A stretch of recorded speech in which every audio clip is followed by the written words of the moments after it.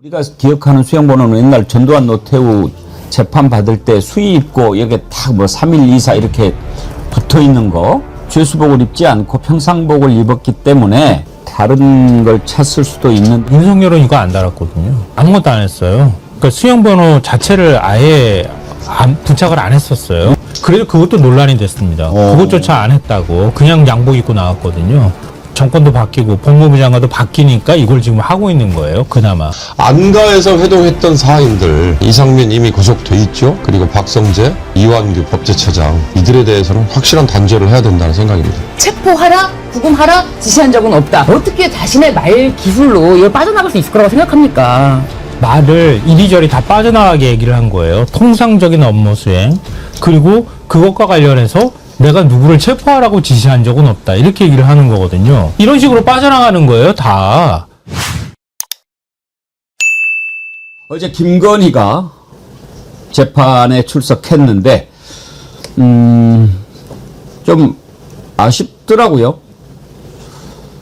면상도 좀 자세히 들여다보고 싶었는데 마스크 쓰고 안경으로 차관 가릴 것은 최대한 가린 것 같고, 또 재판은 어떻게 진행되는지 보고 싶었는데 재판 시작 전에 촬영을 더 못하게 하고, 이제 이런 것도 앞으로 특검법이 새로 개정이 됐으니까요.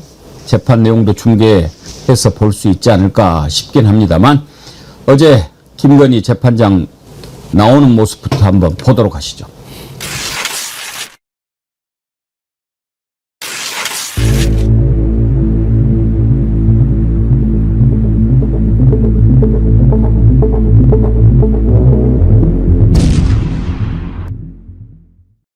그럼 2025 고합 1224호 사건 공판 절차 진행하도록 하겠습니다. 피고인 들어오시라고 하시죠.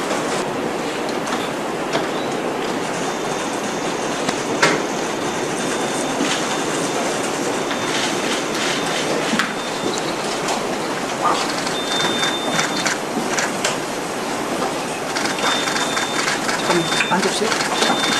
자리에 앉아주시죠.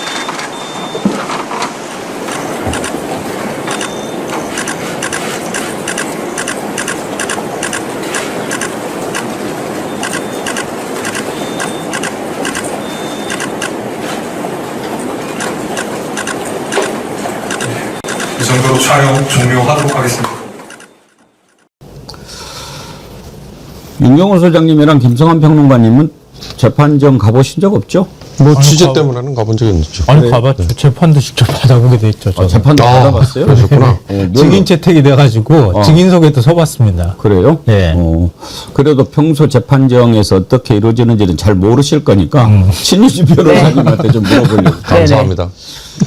김건희 어제 들어오는 거 보니까 마스크를 쓰고 들어오던데. 네. 마스크 써도 됩니까? 마스크 착용 자체가 이제 사실은 이제 코로나 때부터 시작된 건데 그 당시에는 의무였어요. 그런데 지금은 의무가 아닌데 지금은 또 원하는 경우는 착용할 수 있는데, 사실 이제 이 자체가 뭐 신원 확인이나 아니면은 뭐 증인신문 과정에서의 그 피고인의 표정 확인을 확인을 하기 위해서 당연히 재판장이 마스크를 내려라 할 수가 있는데, 그 전 인정신문도 하기 전 상황이었기 때문에 재판장이 뭐 특별히 마스크를 벗으라는 지시를 내리지 않은 것으로 보입니다. 사실 국민들이 궁금해하는 게 몇 가지가 있어요. 네. 워낙 김건희가 많이 뜯어 고쳤다. 그리고 이제 오랫동안 구치소에 들어가 있으면은 뭐 제대로 저기도 못하고 네. 막 이상하게 됐을 수도 있다. 네. 이런 생각을 했거든요. 그렇죠. 그래서 그 낯짝을 좀 다 보고 싶었는데 마스크도 되게 큰 걸 썼더라고요. 맞습니다. 그러니까 잘 못 보고. 그리고 원래 그 인정신문이라고 그러잖아요. 네. 뭐 주소는 어떻게 되냐, 직업은 네. 뭐냐, 뭐 무직이라고 얘기하던데. 그러면 인정신문이라고 하는 것은 지금 출석한 피고인이 그 피고인이 맞는가 네. 보려고 하는 거니까, 그럼 마스크 벗어봐 뭐 이렇게 해야 되는 거 아닙니까? 재판장이 인정신문 할 때 피고인의 동일성을 확인하기 위해서 마스크를 벗으라고 명할 수가 있는데, 글쎄요, 뭐 이제 촬영이 나간 다음에 인정신문이 이루어졌지만 특별히 마스크를 벗게 했다라는 보도가 없는 걸 봐서는 그대로 그냥 진행하는 것 같습니다. 모자도 쓰면 안 되는 거 아니에요? 그렇죠. 모자 착용은 뭐 이 마스크 자체는 이제 코로나 때부터 허용이 가능하게 된 거고요. 모자 착용은 일단 그거는 뭐 아예 불가능한 겁니다. GWBASICX, 아이고 복잡해라. 이분은 재판장에 가보셨나 봐요. 본인 하겠습니다. 본인 확인하겠습니다. 마스크 잠시 내리세요. 이렇게 하는 모양이죠? 네네. 인정신문을 할 때 본인 어제 그거 안 확인을 했죠? 위해서 어제는 그렇게 확인을 한 절차를 보도하지 않은 거 보면은 예, 카메라가 나간 뒤에 인정신문을 했는데 그 부분은 안 한 것 같습니다. 그래도 제가 뭐라고 많이 안 하려고 그래요. 근데 이해가 좀 안 되는 게요. 이게 예를 들면 몸이 안 좋아요. 뭐 이렇게 얘기를 하면 모르겠는데 지금 나온 보도를 보면은 저혈압 증세로 입술이 파래져가지고 마스크를 착용했다 이렇게 얘기하거든요. 그래서 찼다? 네.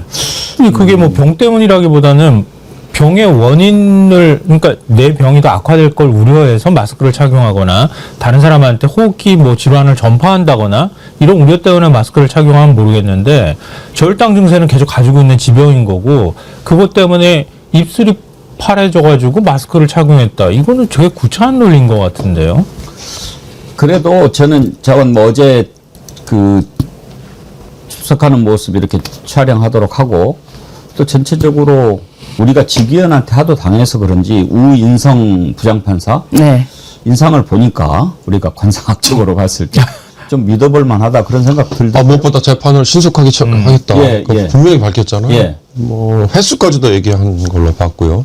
근데 저는 어제 전직 대통령 부인 배우자로서 법정에 선 첫 사례. 그래서 촬영이 허용된. 그래서 다들 관심을 갖는다 이랬는데 의외로 한쪽에서는요. 일반 방청객 36자리 배정했다는 거 아니에요. 그거 썰렁했다는 거잖아요. 취재진이 오히려 그 자리를 차지했을 정도로 일반인들은 관심이 덜했다. 그게 서로 이렇게 좀 상충되는 장면이어서 이제 앞으로 김건희 재판 새로운 사실이 드러나는 거, 막 혀를 차게 만드는 거. 아니 대통령 부인이라는 자리에 앉아가지고 저런 짓이나 결국 하고 있었어? 이런 게 새로운 사실이 드러나는 거 이외에는 결국 그냥 덤덤해지는 거 아닌가라는 생각이 좀 들어요. 자, 앞으로 김건희 재판을 진행하게 될 우인성 재판장 우리가 한번 좀 눈여겨보도록 할까요? 어제 발언 한번 들어보겠습니다.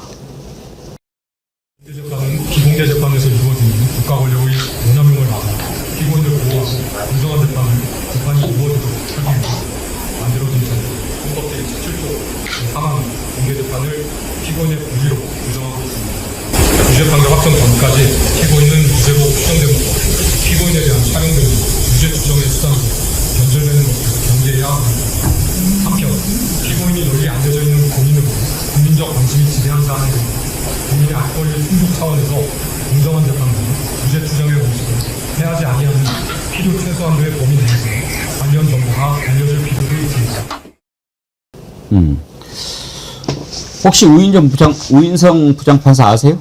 개인적으로는 알지 못합니다. 예. 29기, 연수원 29기라서, 지금 이민정 검사님, 동부지검장이 30기로 알고 있고, 박은정 국회의원께서 29기, 28기 그 정도 되는 걸로 알고 있습니다. 아무튼 이제 우리가 앞으로 재판하는 거 지켜보도록 하겠습니다만은 어제 이렇게 쭉 나와서 하는 걸 보니까 우리가 일반적으로 생각하는 판사의 모습, 거기에 좀 가깝다 그런 생각 저는 들었어요. 그리고 사실 판사들 사이에서 주기현 판사에 대한 평판이 저는 그렇게 좋을 거라고 생각하지는 않아요. 네, 원래 아주 특이한 놈으로 알려져 있더라고요. 네, 그러니까 그 재판을 지켜보면서 자기들도 아마 답답했을 거라고 생각하거든요. 그러니까 재판 공개도 하지 않아 윤석열한테 마치 특혜를 주는 것처럼 뭐 그 이전에는 구속 취소까지 했던 것도 이해가 안 됐을 거고요. 그리고 난 다음에 재판을 진행하는 것도 그냥 느그적 속도를 그냥 늦추고 있는 것 같이 느껴지잖아요. 그러니까 다른 판사들이 볼 때 내란 사건 이거는 또 김건희와 관련되어 있는 이 사건들은 매우 중하다. 빨리 신속하게 진행해야 되겠다 이런 생각을 한 것 같아요. 그래서 이번에는 이례적으로 원래는 증인신문하면 반대신문하고 이런 방식으로 진행이 돼야 되는데 증인이 한 20명대 후반이라고 하는데요. 재판을 빨리 신속하게 진행하기 위해서 증인신문을 한꺼번에 다 해버리고 반대신문을 나중에 한다고 그럽니다. 그래서 연내에 다 신문 절차를 끝낸다고 하거든요. 그런 걸로 보면 판사가 뭔가 의지를 갖고 이번에는 재판을 진행할 것 같다는 생각이 듭니다. 일단 속도부터 달라진 것 같고 우리가 뭐뭇 같이 생겼다, 뭐뭇답게 생겼다 이런 표현 하잖아요.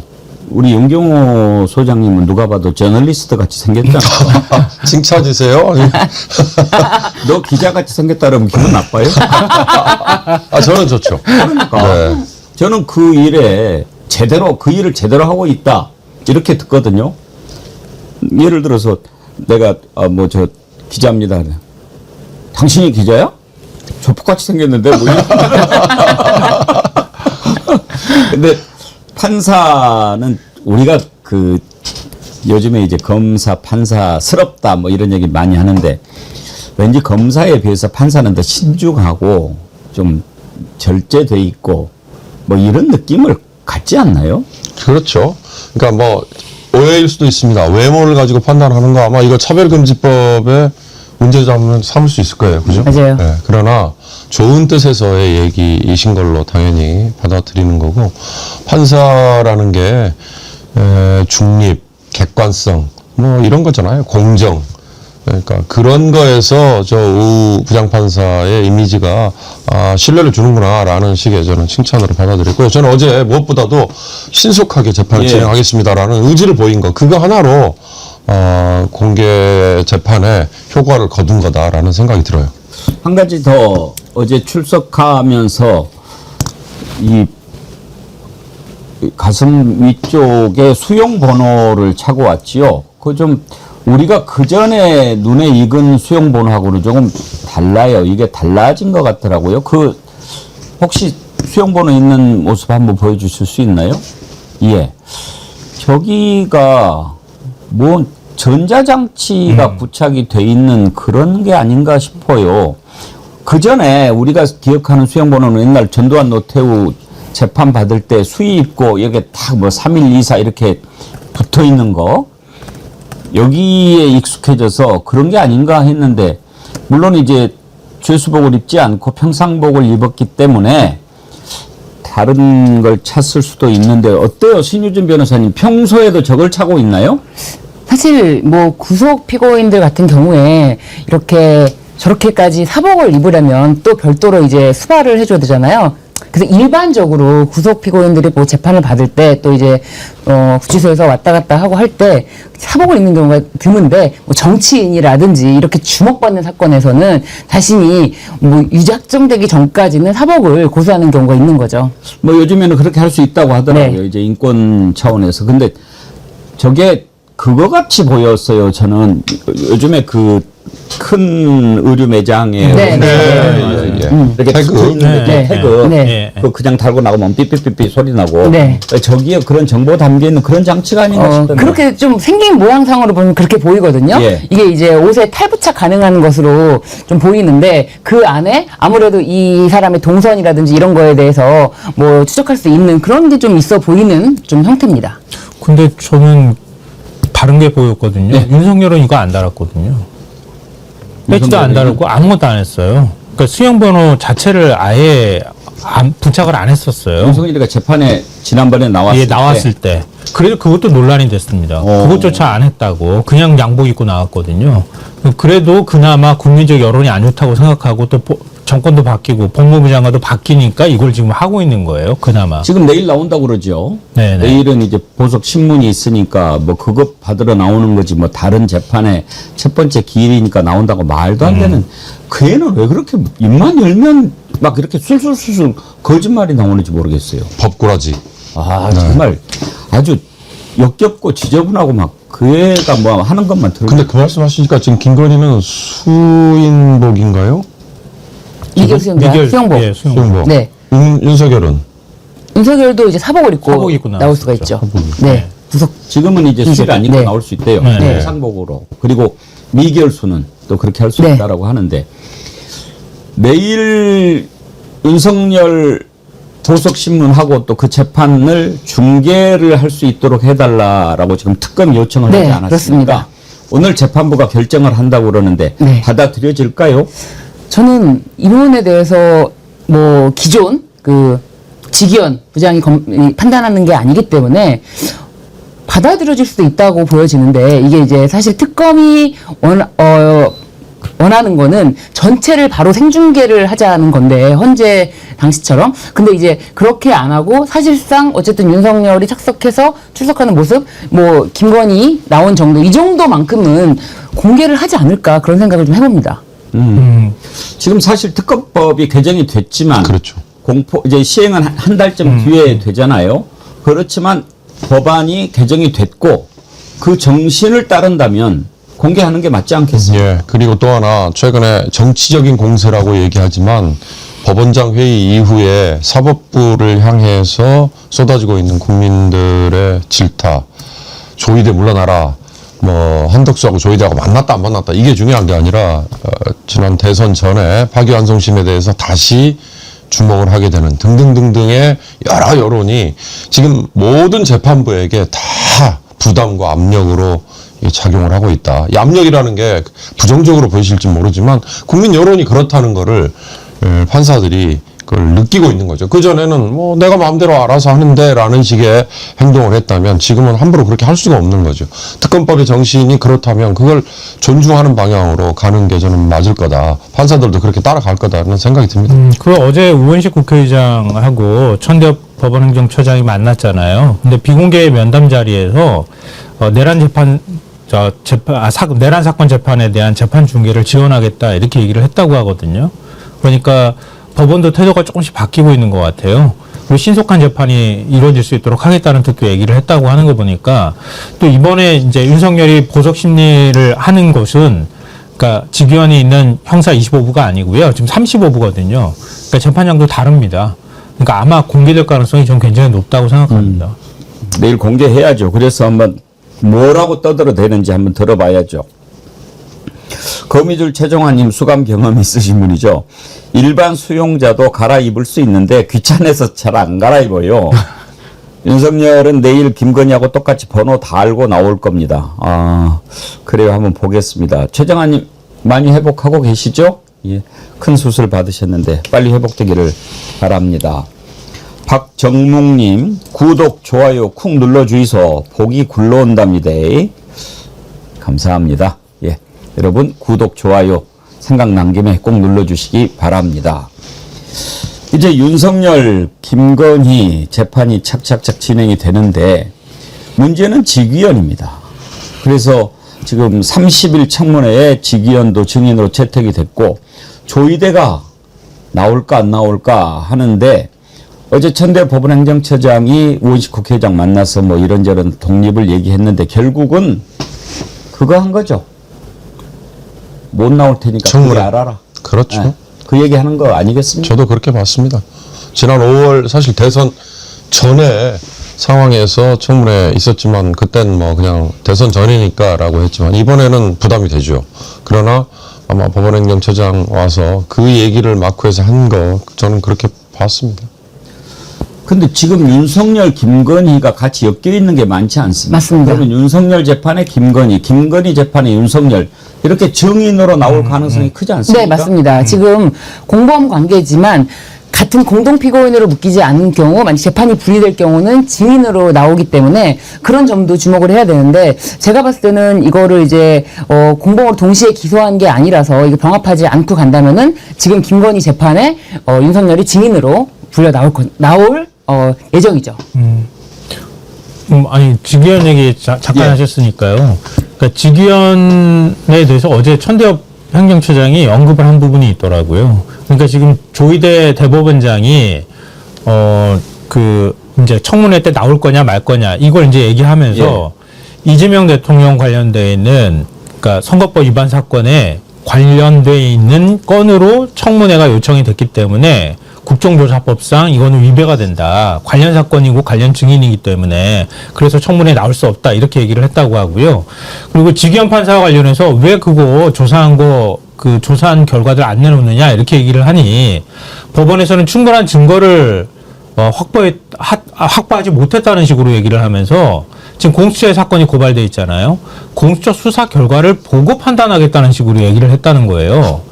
그래서 좀 오늘 그런 얘기가 나오는데 사법부가 지금 공수처 뒤에 숨어가지고 공수처가 판단하면 그때 이제 직위원에 대한 징계를 내리든 뭔가 한다는 거고 그렇지 않으면 그냥 이대로 뭉개고 가겠다는 뜻을 얘기했다고 하거든요. 이게 사실 좀 말이 안 되는 거죠. 이미 신뢰를 다 잃어버렸는데. 오수영님 TV님이 적기에 슈퍼챗 보내셨네요. 직위원 판사 이제는 지겨웁니다. 제발 물러나라 그러셨는데 적어도 법원행정처장이 국회의장 만나고 또 법사위에서 출석해서 하려면 지금 대법원 윤리감사관실이 직위원이 룸사롱 문제를 조사했지 않습니까? 그렇죠. 5달 넘었잖아요. 네. 4달 남았죠. 그거 어떻게 됐는지는 얘기를 해야죠. 법원 행정처장이면. 맞습니다. 당연히 지금 전 국민의 관심을 받고 있는 내란 재판의 재판장이 룸사롱에서 찍힌 사진이 의혹이 제기되면서 지기현 재판장이 변명이 뭡니까? 자신은 거기서 사진만 찍었다. 자신은 소주에 삼겹살만 먹는다라고 하는데 전혀 받아들여지지가 않는 그런 변명 아니었습니까? 그럼에도 불구하고 지기현 재판장으로 밀어붙이고 있는 재판부를 향해서, 사법부를 향해서 이건 문제가 크다. 이거는 이건 정치 공세가 아니고요. 법원 내부 게시판에 현직 부장 판사도 이 점에 대해서 문제 제기를 하고 지기현에 대해서 윤리감사를 공개하라. 이 부분을 해결하고 넘어가야 될 거 아니냐라고 정확하게 지적을 한 바가 있습니다. 그렇기 때문에 법원 행정처장은 이 부분에 대해서 어느 정도 공개를 하던가 아니면은 지기현 재판장을 교체하는 방법을 사용하지 않으면은 이거는 법원의 신뢰는 회복되기 어렵다. 결국에는 결자 해지, 조희대 대법원장에게 이 사태 책임까지는 반드시 물어야 되는 게 아닌가 그런 생각입니다. 근데 판사가 거짓말하면 어떡해요? 판사가 거짓말하면 국민들이 못 믿잖아요. 근데 룸사롱에서 찍힌 사진 공개를 하니까 나는 평소에 소주와 삼겹살만 먹는다. 이렇게 얘기를 했거든요. 근데 나중에 알고 보니까 거기서 버젓이 다른 사람하고 같이 사진 찍은 게 공개가 됐잖아요.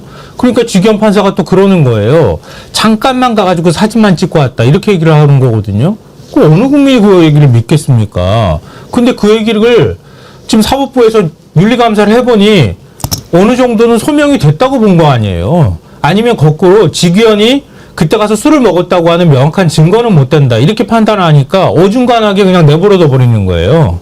근데 지기현이 해명한 것만로만 봐도 진실성이 없다고 하는 게 확인이 되면 그러면 지기현을 일단 빼고 다른 판사를 좀 추가로 투입을 하면 되잖아요. 그렇죠. 그렇게라도 하면 재판을 제대로 하려는구나 이렇게 믿지요. 지금 가장 큰 문제가 그거 아닙니까? 사법부 독립을 얘기하는데 지금 사법부가 하는 거 보면 우리는 우리가 최고야. 우리 마음대로 하는데 다른 데서는 간섭하면 안 돼. 이게 사법부 독립은 아니지 않습니까? 그렇죠. 상권분리 얘기하면서 지금 그들이 하는 거는 우리 방식대로 그냥 우리 알아서 할래. 왜? 관여하지 마. 이제 이런 표현인데요. 그건 정말 비뚤어진 상권분립인 거죠. 그러니까 저는 여러 차례 말씀드립니다만은 과거 왕권 시대 왕이 제왕적인 모든 권한을 행사할 때는 입법, 사법, 행정이 모두 다 하나였고 그게 왕의 뜻에 따라 이루어졌던 거잖아요. 이제 그거에 대한 상호 견제 이거일 뿐이지 내 방식대로 내가 알아서 할래. 이거는 그래서 지금 거듭 말씀하셨습니다만 5개월째 직위원에 대한 결과 저는 자체 징계를 요구하는 거 맞죠. 그러나 사실 이럴 때 쓸 수 있는 게 탄핵 카드거든요. 이 탄핵이라는 게 좀 표현이 그렇습니다만 어떻게 보면 너무 자주 등장을 해서 이제 국민이 이거 또 탄핵 그러면 또 기각되는 거 아니야? 이제 이런 식의. 그러나 사실 이렇게 문제 있는 판사에 대해서 견제를 할 수 있는 카드가 사실은 탄핵인데요. 그게 지금 쓰여질 수 있을지 그 법과 관련 규정의 위반이라는 것을 명확히 찾아내야 된다는 점 때문에 또 실패하면 어떡하나 이런 거죠. 그러나 탄핵이라는 카드가 이럴 때 저는 쓰여져야 된다라는 생각이 들어요. 예. 30일 직위원은 나와야 됩니다. 나와서 그 일이 어떻게 됐는지 천대 법원행정처장한테 어제 법사위에서 서영교 의원이 질의하는 걸 들어보니까 그 타임라인을 보면은 너무나 이상하지 않느냐. 바로 조희대가 그렇게 결정을 하고 곧바로 한덕수가 이거 우리가 상식적으로 생각해 봤을 때 이걸 짜지 않고 할 수는 없는 거 아닙니까? 그렇죠. 한덕수는 게다가 항상 자신이 임명직 공무원으로서만 지냈는데 자신이 선거에 출마해서 표를 얻어서 당선되겠다? 이런 생각을, 이런 구상을 총리직을 수행하면서 한 것이 아니라 오히려 자신이 총리직을 수행하다가 이제 재판이 임박하자 그 파기환송 재판 임박한 4월 30일에 자기는 딱 이제 사직의 의사를 표현하고 그리고 후보가 아예 민주당 후보가 제외되면은 아예 단독 후보가 돼서 그렇게 해서 자신이 이렇게 되면은 반드시 이거는 내가 당선이 되겠구나. 그런 계산 하에 저는 출마를 계획했다. 계획은 본인 혼자서 한 것이 아니고 이런 정보를 사전에 알지 않았을까? 이걸 모르고 그게 시간이 타임라인이 탁탁 떨어질 수가 없는 거예요.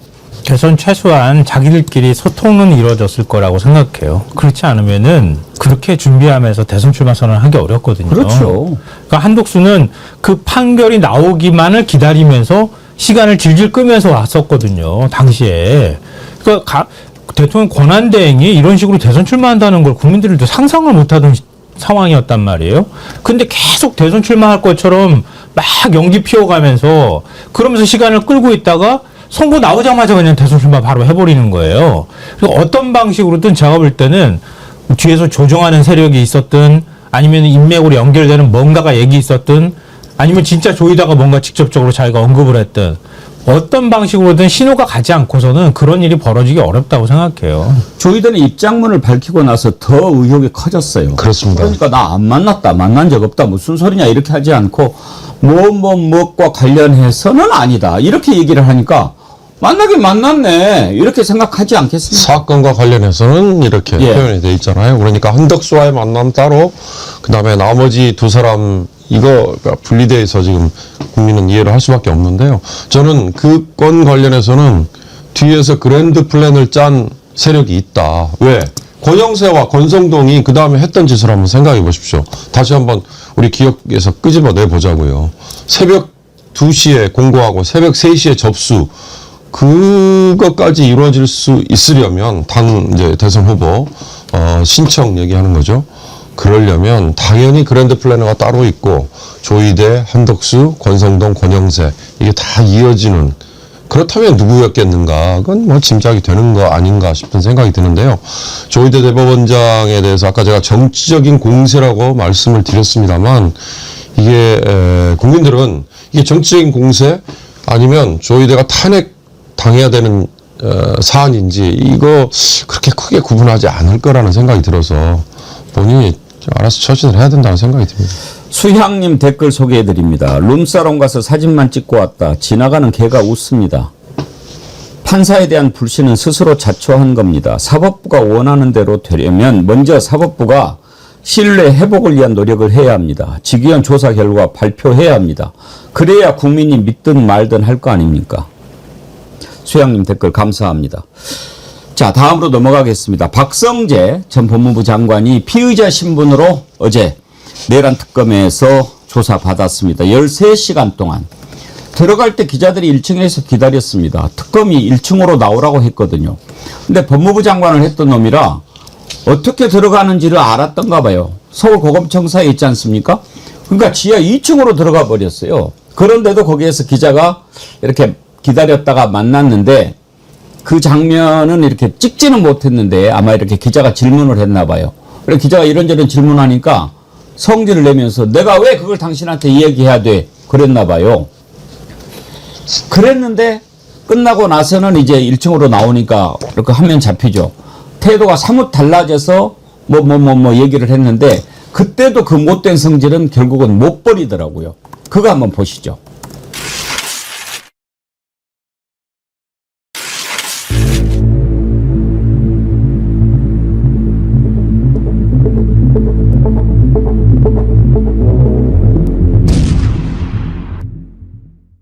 파견 지시하시고 나서 이행된 거 관련해서 보고 받으신 적이 있나요?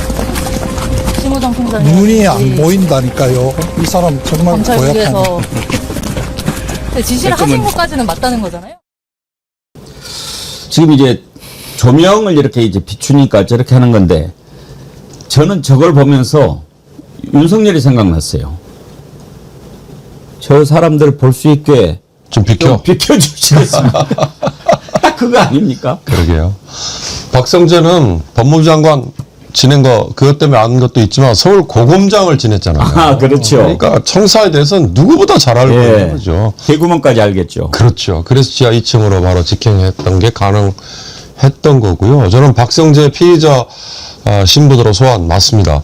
안가에서 회동했던 사인들, 그러니까 계엄 전후로 이상민 이미 구속돼 있죠. 그리고 박성재, 그리고 나머지 하나 더 있잖아요. 이완규 법제처장.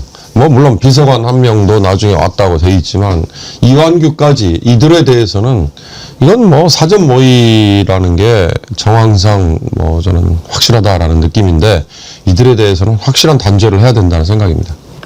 박성재가 나오면서 이런 얘기를 했어요.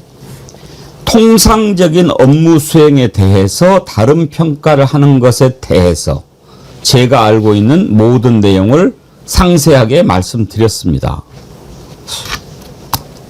자기가 했던 일이 내란 가담이 아니고 통상적인 업무 수행이라고 주장하는 거죠. 네. 게다가 또 박성재 전 장관 다운표를 말씀을 드리면은 나는 누구도 체포하라, 구금하라 지시한 사실이 없다라고 하는데 그게 아니라 체포와 구금을 대비해서 그 시설 점검이라든지 그런 부분을 지시를 내렸는지를 묻거든요. 근데 그 질문을 살짝 피해가지고 체포하라, 구금하라 지시한 적은 없다라고 하니까 저 기자가 그러니까 그 뭐 시설에 대해서 확인하라는 지시를 하신 거 맞죠? 이렇게 물어보는 거예요. 어떻게 자신의 말 기술로 이걸 빠져나갈 수 있을 거라고 생각합니까? 그 조희대 대법원장이 밝혔던 거하고 네. 비슷해요. 예. 말을 이리저리 다 빠져나가게 얘기를 한 거예요. 통상적인 업무 수행. 그리고 그것과 관련해서 내가 누구를 체포하라고 지시한 적은 없다. 이렇게 얘기를 하는 거거든요. 근데 예를 들면 이런 거잖아요. 그 계엄의 밤 때 비상계엄 국무회의를 마친 뒤에 오잖아요. 와가지고 실국장회의를 주재를 해서 합수부에서 검사 파견 요청이 올 수 있는데 어떻게 해야 할지 검토하라. 이렇게 지시를 했다는 거예요. 그러니까 직접 체포하라고 얘기를 한 적은 없다고 그렇죠. 얘기가 될 수 있는 네. 거죠. 이런 식으로 빠져나가는 거예요, 다. 그러니까 당시 법무부 장관이었는데도 불구하고. 그러니까 이 딱 법꾸라지들의 행태 요즘에 이제 참 많이 드러나는데 내가 했던 것이 통상적인 업무 수행이다 이렇게 변명을 하잖아요. 윤석열이 하는 거 보십시오. 내가 한 것이 비난받을 일은 있어도 법에는 안 걸린다. 딱 김상민도 그래요. 김상민은 본인이 실토를 했어요. 나 아주 더러운 일 많이 한 놈이에요. 내가 검사로 있으면서 막 이런 정보 다 대통령실에 전달했어요. 야, 검사가 그러면 되냐?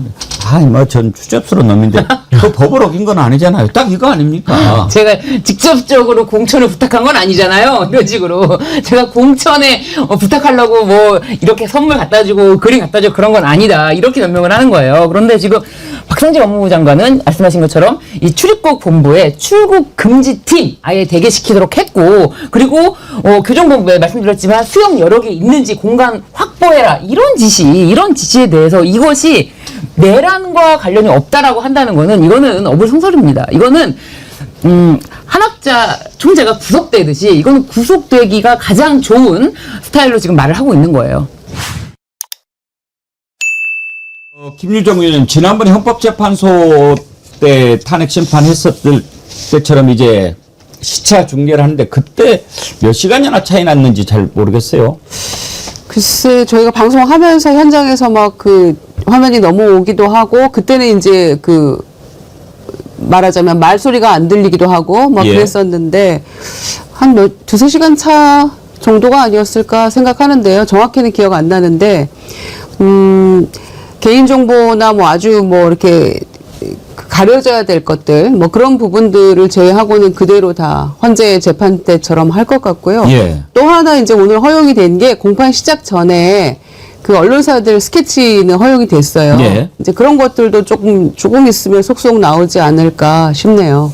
입수가 되는 대로 저희도 여러분과 함께 보도록 하겠습니다만 대체로 시차 중계를 하는 경우들이 좀 있죠, 박영식 의원님. 네, 그렇습니다. 왜냐하면 여기에 이제 개인정보가 혹시나 민감한 부분이 들어간다거나 일반 대중에 공개할 필요가 없는 정보들은 일단은 편집을 하거나 비식별 처리를 통해서 그런 정보들이 많으면 많을수록 공개되는 시간이 조금 딜레이가 더 되고요. 만약에 그런 정보들이 좀 덜하다라고 하면은 생각보다 상대적으로 좀 더 짧은 시간 안에 이제 공개가 되는 편인데 일단은 지금 언론에 공개된 내용은 뭐 이미 포털이나 여러 이제 사진들은 이미 좀 많이 떠 있습니다. 윤석열이 이 3617이라는 이 명찰을 달고 수임번호가 달려있는 명찰을 달고 머리를 짧게 자른 채 상당히 뭐랄까 좀 초췌해져 있는 그런 모습으로 물론 사복 차림으로 등장은 하긴 했습니다만은 이 영상이 공개가 전체 영상이 다 되려면 시간이 조금 더 걸릴 거고요. 아마도 헌법재판소 때도 그 중계 화면을 홈페이지에 직접 올렸었거든요. 그러니까 아마도 이 내용도 함께 동일한 방식으로 공개가 될 예정이라고 생각합니다.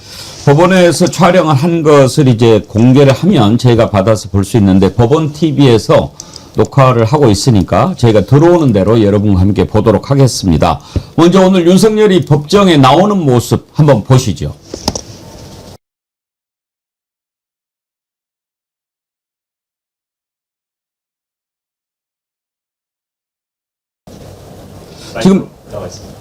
지금 윤석열 법정에 나오는 모습 보고 있는데요. 현장 영상에 음향은 안 들어 있습니다. 그래서 지금 소리는 없고요.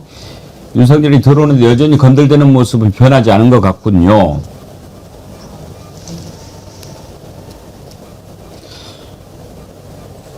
몇 가지 지난번에 출석했을 때와 달라진 모습을 볼 수가 있는데 일단 헤어드라이를 안 하고 또 염색도 하지 않고 무엇보다도 빨간 넥타이를 안 찼어요.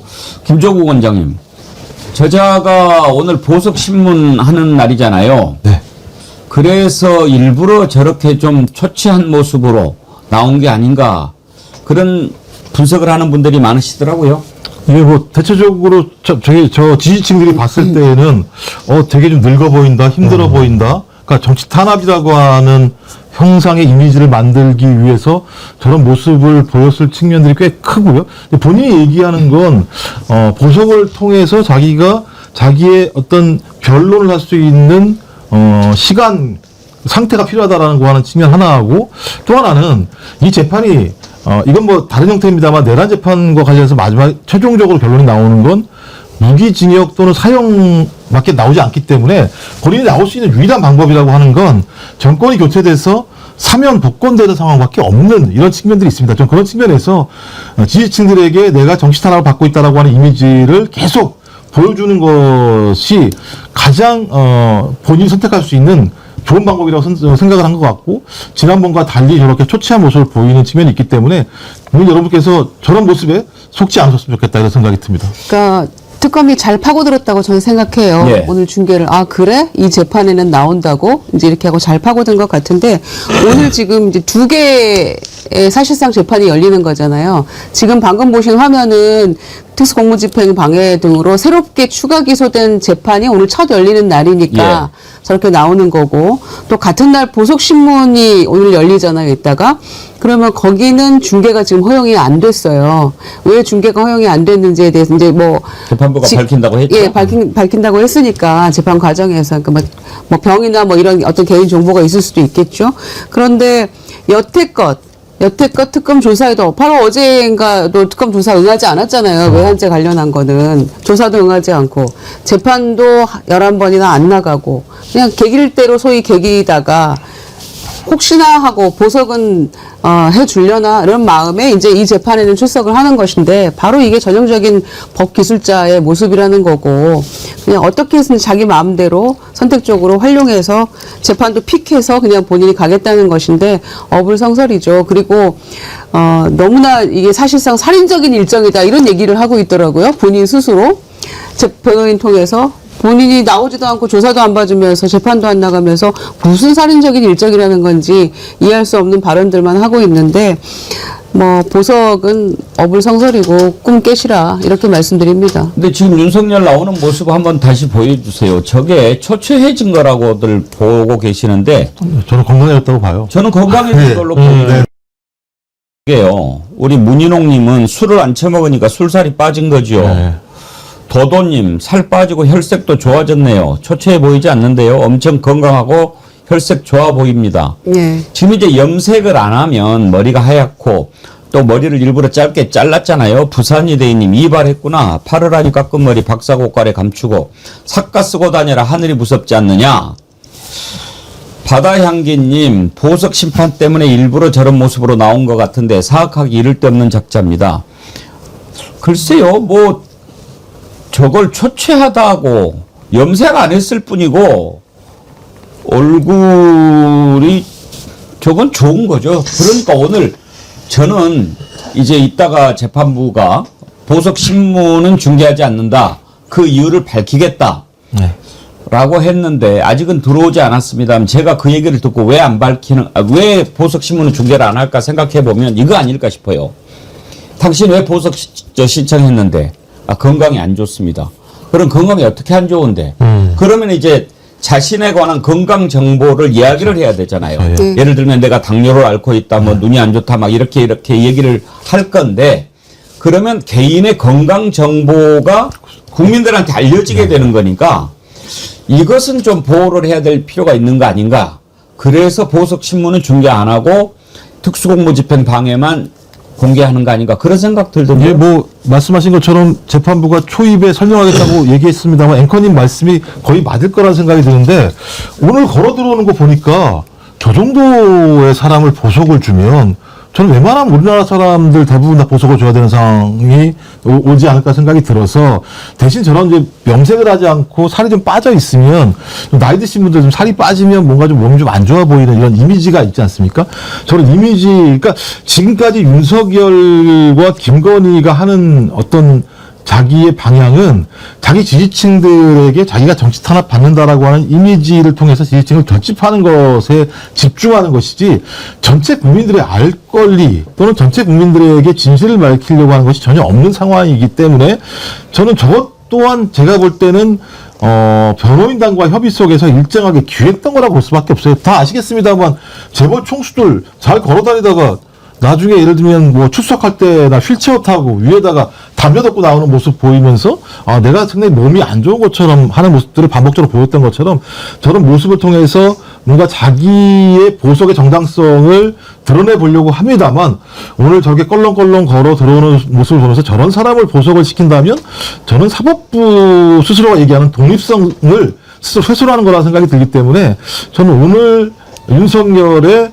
전술은 실패한 것이 아닌가, 저 장면만으로도 그렇게 생각이 듭니다. 아니, 엊그제 김건희도 그렇고 윤석열도 그렇고 건강해 보여요. 그리고 본인들이 얘기하고 있는 그 윤석열이 얘기하고 있는 뭐 안과 질환이나 뭐 당뇨 관련된 것은 만성 질환으로 약으로 다 관리하면 되는 것들이에요. 우리도 다 그 정도는 아픈 것 같아요. 그런데 급하게 맹장이 터졌거나 뭐 수술이 급하게 필요한 그런 게 아니라면 어떻게 병 보석으로 나갈 수가 있겠어요. 지금 아프다는 이유로 병 보석 받으려고 하는 거잖아요. 그런데 지금 그 안에도 구치소도 의사가 있는 것이고 누가 봐도 그냥 멀쩡해 보이고 또 김건희처럼 전자발찌 차고 당장 병원이 급하다 그러면 나갔다 올 수도 있는 거고 그런 상황인데 나를 보석시켜주면 나는 이제 재판도 잘 받고 특검 조사도 잘 응할게. 이게 말도 안 되는 이야기잖아요. 특검 자체가 위헌이라고 자기가 위헌 심판 청구해놓은 상태 아닙니까 지금. 특검 자체가 위헌이라고. 근데 풀어주기만 하면 난 열심히 할게. 믿으라는 겁니까? 근데 이게 이제 보면 실제 우리 앵커님도 말씀 주셨고 두 분 다 앞서 말씀 주신 대로 저게 만약에 전략이라고 한다면은 전략이 실패인 것 같습니다. 일단은 윤석열이 나오는 태도 자체가 김건희와 동일하게 부창부수라고 너무 좀 당당하고 건들건들하고 뻣뻣해 보이고요. 국민들 앞에 서는 자리인데 그리 뭐 공손해 보이지 않는다라는 일단 태도적 측면이 있는 것이고 다만 외피적으로 드러난 저 윤석열의 모습이라는 게 언론에는 어떻게 비춰지는지 제가 쭉 보니까요. 흰머리에 수척해진 윤석열 전 대통령이라고 뭐 천지일보 이런 데 보도하고요. TV조선 이런 데는 윤석열 85일 만에 법정 출석, 하얗게 센 머리에 야윈 얼굴, 백발의 윤석열, 완전히 달라진 윤석열, 짧은 흰머리에 야윈 모습의 윤석열, 짧은 머리에 수척해진 모습의 윤석열, 살 빠지고 흰머리의 윤석열, 다 이런 식으로 뭔가 초췌해졌다 라는 식으로 언론은 부각해 주는 것 같아요. 하지만 그것은 절대 아닌 것으로 보인다. 거기 매체들 이름 좀 알려주세요. 울지는 않아요? 울지는 않습니다. 왜 통곡하지? 예, TV조선, 천지일보, 네. 조선일보. 천천히. 예. TV조선. 예, TV조선. 천지일보. 천지일보는 뭐예요? 천지일보는 이제 신천지 계열. 신천지에서. 쪽인 것 같고요. 세계일보는 뭐라고 그랬을까? 세계일보는 그냥 짧은 머리에 흰 머리라고 좀 드라이하게 얘기한 편인데 나머지 언론들이 대부분 이제 지역 방송인데 대전 방송 쪽은 짧은 머리에 수척한 모습 이렇게 보도하기도 했고요. 파이낸셜 뉴스라는 쪽은 짧은 흰 머리에 야윈 모습. 주간조선은 수척해진 백발의 윤석열 이런 제목을 달아놨습니다. 지랄하고. 저런 걸 노리는 건데요. 김영남 의원님, 네. 교도소에서 염색은 못 합니까? 예, 그렇죠. 아. 수감되어 있는 동안은 염색은 못합니다. 그렇군요. 예. 그 염색하면 완전히 달라지죠. 그리고 제가 보기에는 살이 빠진 게 아니고 술이 빠진 거예요. 술독이. 아니, 그러니까 저도 오늘 그거 모습 보면서 야, 역시 금주가 다이어트에 저렇게 중요하구나 라는 생각이 들었어요. 그러니까 그자가- 여기 계신 네. 분들도 사실은 웬만한 우리나라 남성들 술만 끊어도 살 많이 빠집니다. 진짜. 예. 어떻게 생각하세요? 한번 들어가 보실 용의가 있는지. 집에서 왜 끊으세요. 저를 보내시려고. 집에서 끊으세요. 집에서. 근데 보면 그런 얘기 많이 하거든요. 당뇨나 이런 걸리신 분들 같은 경우 이렇게 술 이런 것 몸이 많이 쪄 있잖아요. 그래서 진짜 금주 오래 하시면 살 빠지면서 되게 건강해지시고 몸이 가벼워져요. 근데 오늘 걷는 모습 보면 건들건들 제가 사뿐사뿐 건들건들한 걸 보니까 나름대로 되게 건강해지고 있는 거거든요. 저 그래서 저 사람은 처박혀 놔야겠다라는 생각이 들고 근데 건강해지는 게 좋은 건가 이런 생각이 좀 역으로 들긴 합니다만 더 중요한 문제는 좀 사법부가 이번 어떤 재판 공개를 매개로 해서 국민의 알 권리를 충족시켜줬으면 좋겠어요. 내란범이라고 얘기하는 건 진짜 우리 역사에서 몇 번 나오지 않은 이런 사건들이고 그런 사건들이 어떻게 이루어졌고 어떻게 진행됐는지에 대해서 그리고 그 범죄가 어떤 건지에 대해서 국민들이 충분히 아는 것이 매우 중요하다. 그래야 그런 짓거리 안 할 거 아닙니까? 그래서 오늘 그런 첫 시작이었으면 좋겠다 이런 생각이 듭니다. 하여튼 초췌하지 않습니다. 아주 좋고요. 어제 김건희가 출석하면서 우리가 그 봤던 수용번호라고 하죠. 그걸 윤석열은 이렇게 가슴에 명패를 차고 왔던데 좀 다르더라고요. 그 윤석열은 이렇게 3617 명패를 이렇게 차고 왔는데 김건희는 그 의류 매장에서 파는 그런 그 뭐라고 그래요? 그거를 태그 그런 거를 차고 왔었죠. 김영남 의원님 왜 그 취소마다 저게 다릅니까? 아니, 저게 좀 바뀌는 것 같아요. 그전에는 이렇게 스티커를 붙였었거든요. 그랬죠. 네, 스티커 형태로 붙였었는데 전두환이 때는 아예 이렇게 딱 뭐 그 오바로크 박은 것 같아요. 오바로크. 아, 진짜. 뭐라고 하죠? 나이가 제일 많아요. 근데. 바느질. 바느질, 박음질. 박음질. 네, 박음질. 저게 계속 바뀌는 것 같아요. 네. 좀 달라졌어요. 네. 아무튼 참 3617.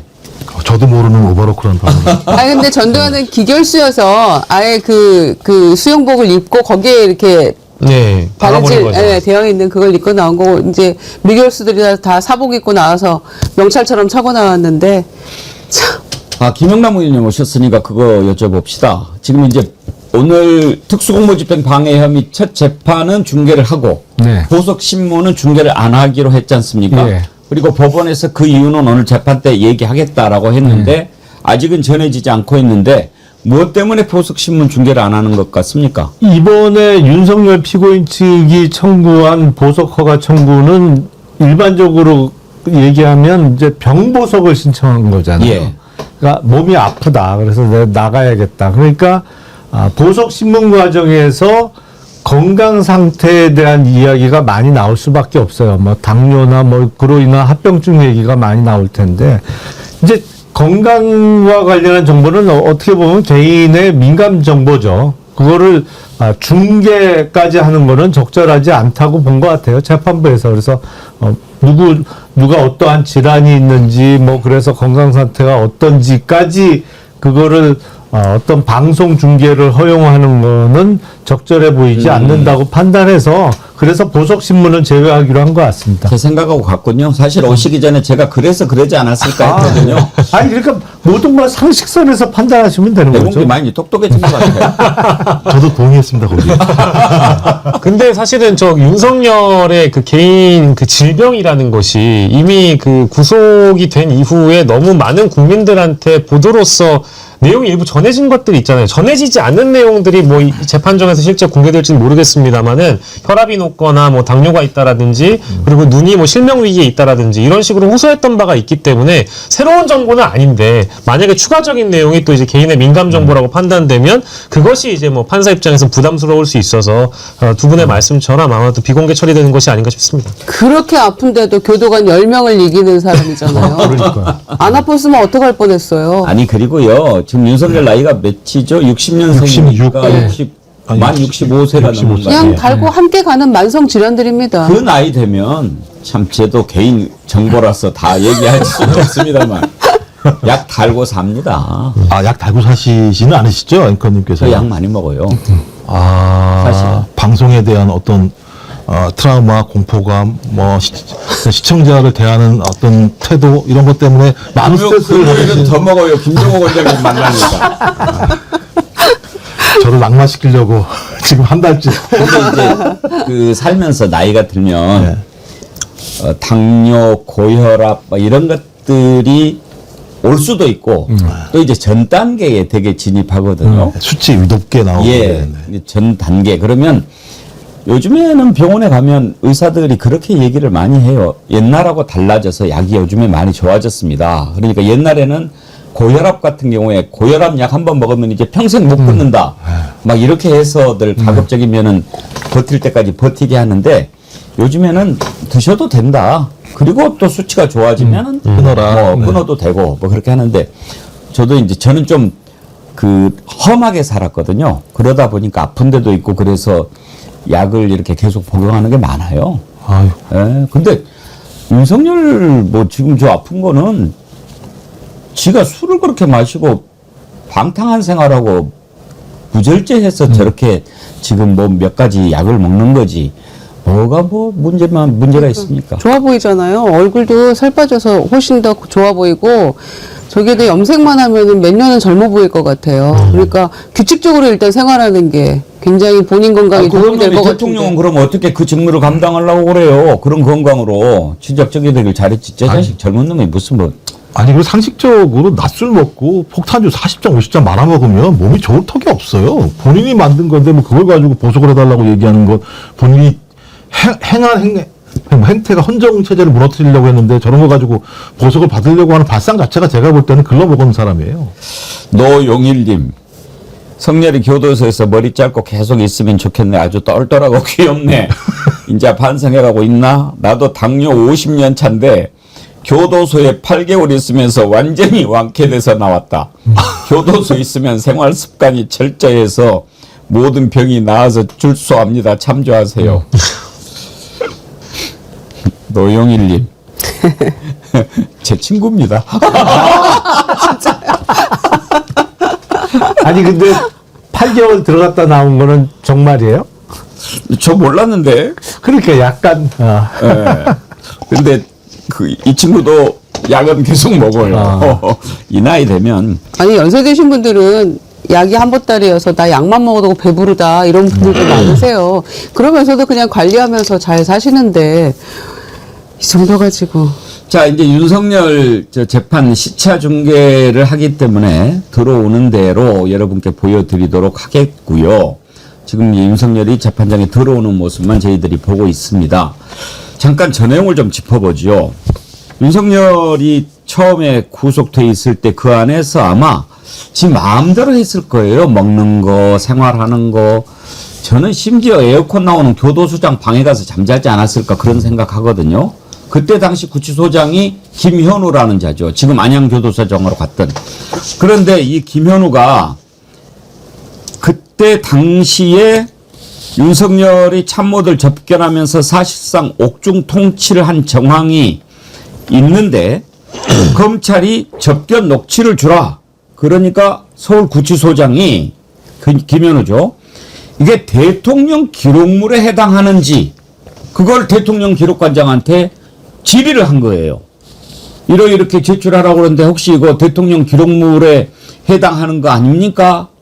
하고 물어보니까 대통령 기록관에서 그건 네가 알아서 판단해. 이렇게 지금 회신을 했어요. 문제는 김현우 이자가 왜 이걸 질의를 했을까라고 하는 건데요. 김영남 의원님, 네. 만약에 이게 대통령 기록물로 지정이 되면 30년간 봉인이 되는 거죠. 그렇죠. 그걸 노린 거 아닙니까? 뭐 그렇죠. 일단은 뭐 검찰이 녹취 파일을 달라고 하니까 그걸 안 주는 명분으로 대통령 기록물 여부를 유권 해석을 받아야겠다라고 한 것 같은데, 아니 대통령 기록물은 기본적으로 대통령의 직무 수행 과정에서 생산된 모든 기록이잖아요. 뭐 그게 메모가 됐던 어떤 형태가 됐던. 근데 저 때는 탄핵소추가 작년 12월 14일 날 돼서 대통령 직무가 정지되어 있는 상태에서 상태죠. 수감되어 있었단 예. 말이에요. 그러니까 대통령 권한을 행사할 수 없는 상태, 기본적으로. 대통령직만 유지하고 있지 대통령으로서의 권한 행사는 할 수 없는, 법률적으로 불가능한 상태였는데, 그 과정에서 접견하면서 생산된 녹취 파일이 대통령 기록물일 수가 있는가, 과연? 그럼 직무 수행 과정하고는 아무 상관이 없는 거잖아요. 그러니까 누가 봐도 말도 안 되는 짓을, 누가 봐도 말도 안 되는 질문이죠. 이거 대통령 기록물에 해당합니까? 라고 물어봤다는 그 의도 자체가 불순한 거죠. 그럼요. 이거는 뭐 마치 그럴싸하게 법과 원칙을 지키는 것처럼 본인이 따박따박 질문까지 해서 기록을, 흔적을 남겨놓으려는 시도였는지 모르겠습니다만은, 그 질문하고 질의하고 하는 그 시점에 대통령 기록물에 들어가는 내용은 한독수 권한대행이 행사했던 내용들입니다. 그게 대통령 기록물로 들어가는 거예요. 이미 그 탄핵 소추돼가지고 감옥에 있던 그 상황에서, 구치소에 있던 그 상황에서의 윤석열의 행적이나 이런 것들은 대통령 기록물이 될 수가 없습니다. 그러니까 이거는 어떻게 해서든지 그냥 피해가고 그거 안 내주려는 꼼수를 부리는 건데, 네가 판단해 이렇게 나오니까 그 이후에 어떻게 했다는 것인지 모르겠어요. 이 김현우 이자도 이번에 국정감사 직원으로 채택됐죠. 예, 이번에 이제 국회 쪽에서 불러서 이 김현우 구치소장이 안양에 가기 전까지 서울구치소 쪽에서 윤석열에게 어떤 편의를 봐줬고 어떤 특혜를 제공했으며 어떠한 불법적인 일을 벌이려고 했는지 그 시도에 대해서 이제 추궁할 예정이고, 지금 저희가 다루고 있는 내용 중에 이쪽에서 30년을 봉인하려고 했던 그 의도가 있었던 대상은 윤석열의 외부 접견 녹취 파일이기 때문에 그 어간에 어떤 논의가 있었고 어떤 불법적인 사항들을 서로 직무가 정지된 윤석열임에도 불구하고 사실상의 어떤 지시를 했고 국정 개입을 했는지, 당시에 이 내란 전국 당시 자신의 구명을 위해서 셀프 구명 운동을 펼친 것은 아닌지, 이런 것들에 대한 것을 대통령 기록물로 봉인하려고 했다라는 시도가 있었다는 것이고, 이것은 아마도 대통령 경호처라든지 민정수석이라든지 어떤 형태로든 구치소장 혼자서 이 내용을 결정했을 거라고 믿는 분들은 아마 없을 것 같아요. 그 상부의 지시가 있었기 때문에 김현우가 이런 시도를 하려고 했었던 거 아닌가, 이렇게 좀 추측을 해볼 수 있겠습니다. 서연아님, 김현우가 지 죄를 봉인하려고 한 거죠. 뭘 물어봐요. 아, 서연아님 죄송합니다. 제가 진행하다 보니까 물어볼 수도 있는 거죠. 근데 이 내용을 보면 1월 달에 서울구치소장이 임명이 되잖아요. 그래서 내란 세력들의 알박기 인사가 되게 많았다고 하는데, 서울구치소장도 마찬가지입니다만 그런 알박기 인사였을 가능성이 높다라고 얘기하는 건 뭔가 커넥션이 있다라고 얘기할 수밖에 없고, 그다음에 그 박영식 그 시사이트가 말씀하셨던 것처럼, 그럼 이게 서울구치소장이 개인적인 생각으로 이렇게 한 것이 아니라면 이 접견 기록 자체가 상당히 문제가 될 만한 내용들이 있다라고 하는 것을 알고 있는 사람들이 서울구치소장에게 얘기를 해서 이렇게 어떤 질의를 하게 만들었다라는 생각이 들고, 이 과정에서 다 기억나시잖아요. 강희구 같은 사람, 부속실장 같은 경우는 핸드폰을 가지고 들어가서 통화까지 하게 했다라는 측면들이 꽤 있기 때문에, 저는 이 접견 기록 내용 자체를 확보한다면 내란 수괴였던 윤석열이 그 감옥 안에서 본인의 증거 인멸을 하려고 하는 다양한 방식들의 내용들이 확인될 수도 있다는 생각이 들기 때문에, 어찌 보면 이 자체에 저희가 분노할 수는 있을지 모르겠습니다만, 만약 이 기록이 사라지지 않고 있을 거니까 이걸 확보해서 소위 수사 과정에서 중요한 내용으로 삼는다면 또 저는 매우 중요한 증거가 될 수 있다, 이런 생각이 듭니다.